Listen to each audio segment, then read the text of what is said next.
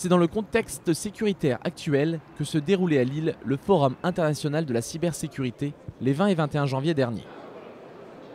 Alors que l'actualité nous rappelle chaque jour à quel point la dimension cyber doit être une des priorités du ministère de la Défense, le secrétaire d'État auprès du ministre de la Défense, chargé des anciens combattants et de la mémoire, M. Jean-Marc Todeschini, a visité le salon et clôturé ce 7e forum. Tout simplement, je suis là pour représenter Jean-Yves Le Drian et pour dire aussi et souligner le fait qu'il est installé, on va presque atteindre l'anniversaire de son plan cyberdéfense, souligner que le ministère de la Défense était précurseur, qu'il n'a pas été surpris par ce qui s'est passé, les événements du mois de janvier, et que très rapidement on a pu mobiliser ce qu'il fallait pour éviter en tout cas les attaques, puisque ça a donné lieu à des attaques qui étaient plutôt des attaques de délit d'utilisation. Mais je crois qu'il est important de souligner que le ministère de la Défense a pris très au sérieux en amont la cyberdéfense et que tout se développe, la formation des personnels avec en relation avec les universités et les grandes écoles militaires. Et je crois que c'était normal que le secrétaire d'État auprès du ministre de la Défense soit ici.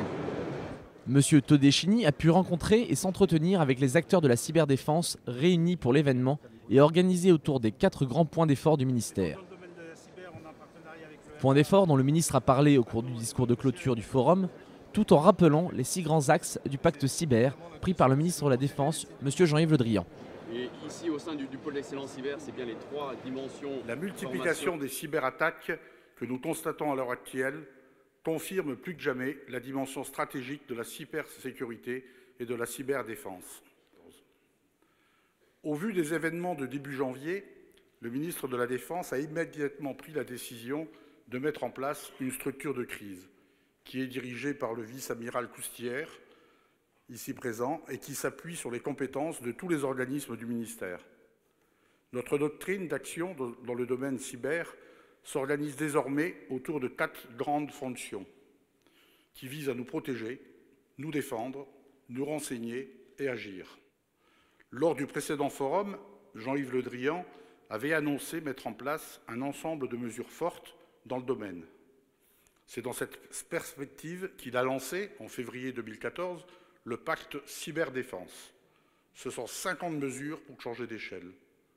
C'est le symbole et l'outil d'un projet politique majeur porté par la loi de programmation militaire 2014-2019 qui consacre, je veux le rappeler ici, plus d'1 milliard d'euros à la cyberdéfense. Les différents axes de ce pacte sont maintenant bien connus.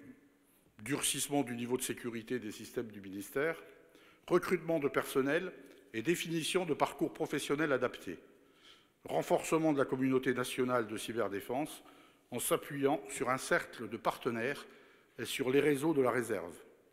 Enfin, intensification de l'effort de recherche et de formation avec la création du pôle d'excellence cyber en région Bretagne. Après seulement 1 an d'existence, le pacte cyber connaît déjà des applications concrètes et des progrès notables. L'actualité récente nous rappelant à quel point la cyberdéfense est un enjeu national. Moi je vais arrêter là, j'ai été très...